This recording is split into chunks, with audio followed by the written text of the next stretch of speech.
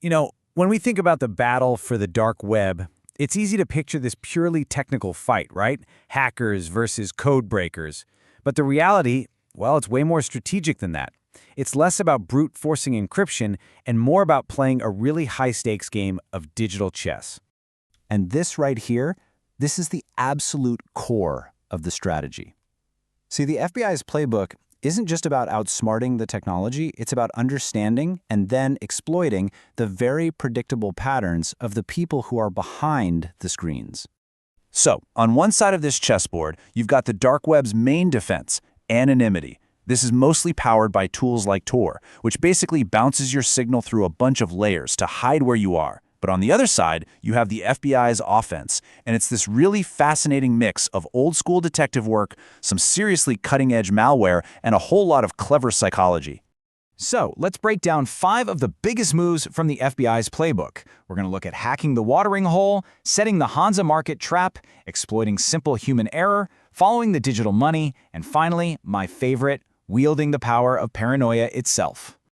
All right, our first move is a direct technical assault.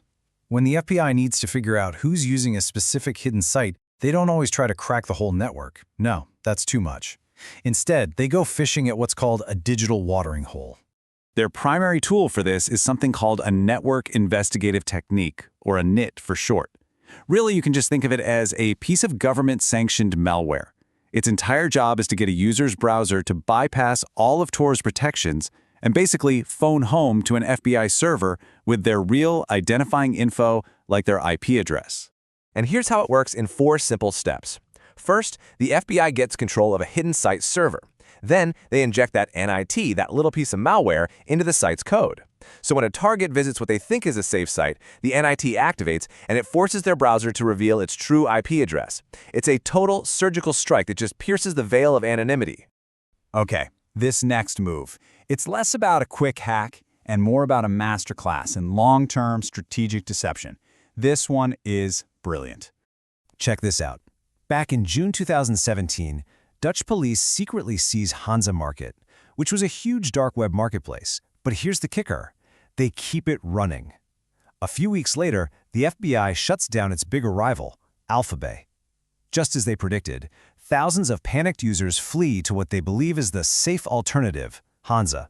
For almost a month, every new user, every password, every single transaction, it was all being logged by law enforcement. This was so much more than just a bust. It was a psychological blow that sent a message.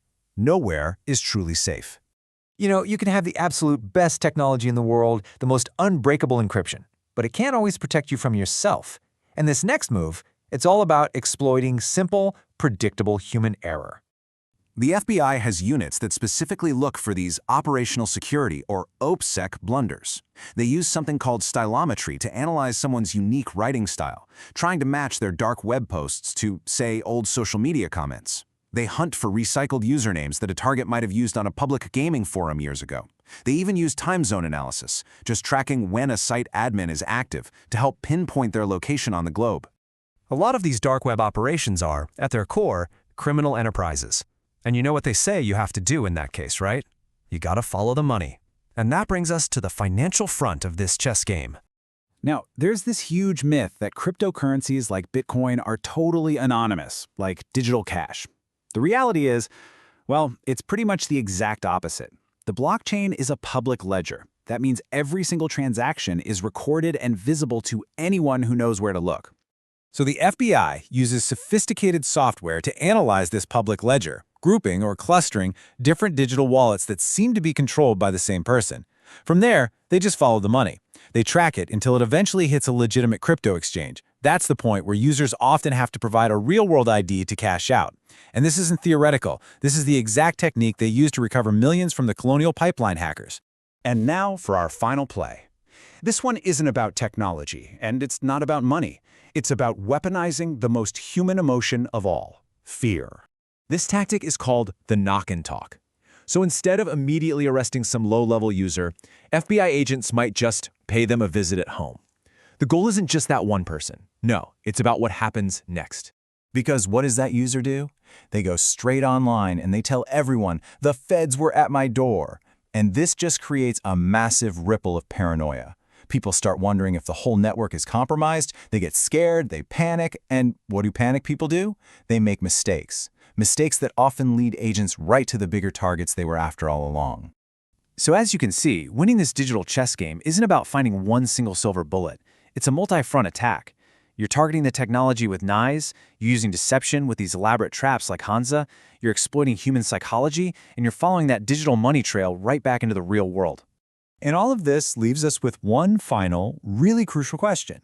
This whole thing is an ongoing game of adaptation, right? A constant evolution of tactics and countertactics. So, as law enforcement strategy gets more and more sophisticated, how will the other side of the board adapt its own game? What's the next move?